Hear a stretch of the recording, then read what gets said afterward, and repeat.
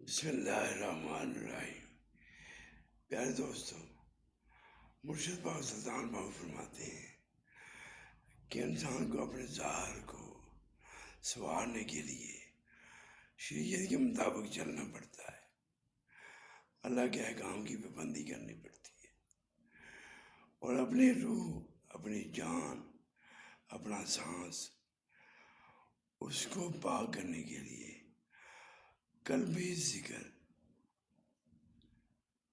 اس میں ذات اللہ کا نام جو ہے اللہ ہو، وہ سانس کے ساتھ،